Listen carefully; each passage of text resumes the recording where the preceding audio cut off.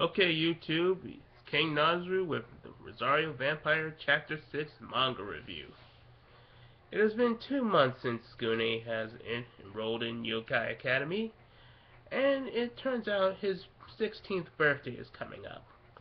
What he would like is to have Mocha attend his birthday so they can spend a little more time together. Uh, and it turns out that Mocha, while in the newspaper club, has been practicing some artwork and even has her own art textbook. And Gin is a little curious about this too, um, even resorting to transforming to a werewolf at will. Yeah, apparently he can do that. To chase Mocha to figure out what she's been drawing.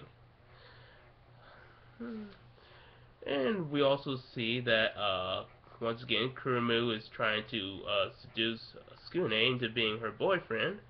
Only this time, Yukari has joined the club to do the same thing, except to do the same, and with Mocha and Skune at the same time. And Skune realizes that that both Yukari and Kurumu can say that they love him, say like it's nobody's business, and he wishes that he was as bold as they were, and resolves to do on his 16th birthday, tell Mocha that he loves her.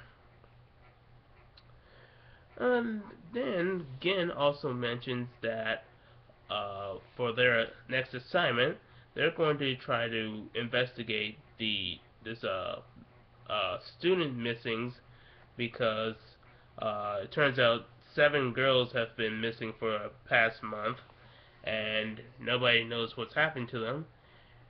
And so, and while the at first the club thinks that Gin is actually trying to be serious and noble, it turns out that he just wants to play hero and get the girls to date him. Our hero, everyone. So, sorry about that. So Skune, after the club, decides to ask Mocha to uh, come to the party, but before he can say anything, Mocha says that she can't talk to Skune right now because she has to go to her art class, and excuse me, uh, she can't attend. I mean, she's going to be busy at the art class and is going to model for about a week. And this is alarming to Skune because not only will he not be able to talk to Mocha, but by the time she's finished, it'll be past his birthday. And then Mocha asks Skune to, well, not really asks, but sneaks a bite on Skune so she can suck his blood because she feels that she won't see him for about a week, and she would like to be well nourished until then.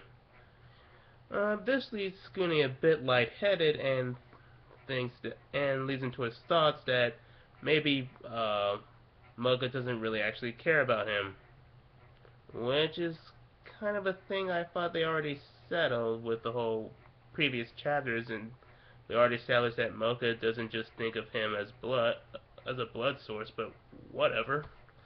Uh, then we hear, then Skune hears some voices, and he sees that Mocha is talking to this pretty lady, and it turns out to be her art teacher, Hitomi Ishigami.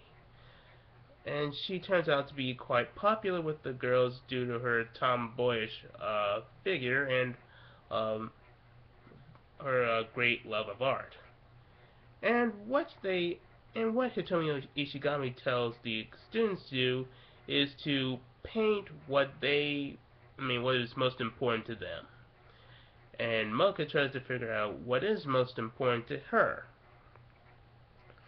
And while Skune is spying on Mocha, he's wondering uh, what what she's gonna do for her art class. specifically the modeling thing. And he thinks that because she's keeping it so secret, that it's actually going to be nude modeling. And this brings him into further depression since he hasn't seen her nude, and basically everyone else will see her nude before he does. Scrutiny really has his priorities straight, doesn't he? So Scooning decides that before the week is out, he's going to invite Mocha to to his birthday and tell her that he loves her. But as usual, Gen, Kurumu, and Yukari are get in the way by chasing Mocha with his perverted ways, and Kurumu and Yukari trying to win his affection. And this continues on for a few days, and until it's the day before Tsukune's birthday. And Tsukune decides that he's going to cut the crap and confront Mocha even if she's at the art class. So that's what he does and goes to the art class, but surprisingly nobody's there. And but suddenly he hears a bit of crying coming from the locker, and when he opens it, all he sees is a statue, and the statue is weeping. Fucked up. Then, unbeknownst to Tsukune, Hitomi Ishigami is right behind him and asks what is he doing there. And before Tsukune can get a good look at Hitomi Ishigami, she has already went from her rage face to a more composed and kind one, and says that she's sorry for snapping, but and thinks that Tsukune is looking for Mocha, and says that Mocha, you can't see Mocha because she's too busy modeling. Then when Mocha finds out that Tsukune is looking for her, she tells him to go away uh, if she fi- because if he finds out what she's doing, she'll be embarrassed. This reinforces Tsukune's fears that Mocha is doing nude modeling, and that Mocha doesn't actually care about his feelings, and causes him to leave. But before Mocha can explain and apologize, Hitomi Ishigami says that she can't leave anymore. Meanwhile, we see Tsukune back at the club. Gin tells him that he's late and that there's an eighth girl missing now. And it turns out the eighth girl looks exactly like the statue in Hitomi Ishigami's class. This causes Tsukune to believe that the girl has somehow been petrified, which he turns out to be right. And when Mocha, when we cut back to Mocha and Hitomi Ishigami says that she's wants to that due to Skune being closer to figure out what she's up to, she's gonna have to add Mocha to her collection, literally. And she reveals that she is in fact a Gorgon. And for those who don't know, a Gorgon is pretty much what Medusa is, and her two sisters. Except whereas Medusa can turn people to stone with a glance, Hitomi Ishigami is a weaker Gorgon and can only turn people to stone with her by biting people with her snake hair. So she says that she wanted to that because Mocha is so beautiful, she wants to preserve Mocha's beauty by turning her to a statue, as well as preserving her despair and sorrow because she won't be able to move and stay that way forever. So we can see that Hitomi Ishigami is one of those typical pretty psychopaths. Unfortunately, Skune figures everything out and manages to rescue Mocha uh, right before she's completely turned to stone. And Hitomi Ishigami is really pissed that Skune is getting in the way again and decides to turn him to stone. But it's pretty much too late since Skune manages to remove the rosary, and inner Mocha is uh, has transformed. And uh, while in the midst of sensing, while Hitomi Ishigami is sensing Inamoka's true power, Inamoka, with the help of a petrified foot, manages to kick Hitomi Ishigami at the skull and pierce right through it. And we get to see this little interesting bit about Mocha saying that, actually thanking Skune for saving her, and saying that he's actually grown up a bit. This is pretty interesting since Mocha is actually starting to respect Skune and see him as more than just food.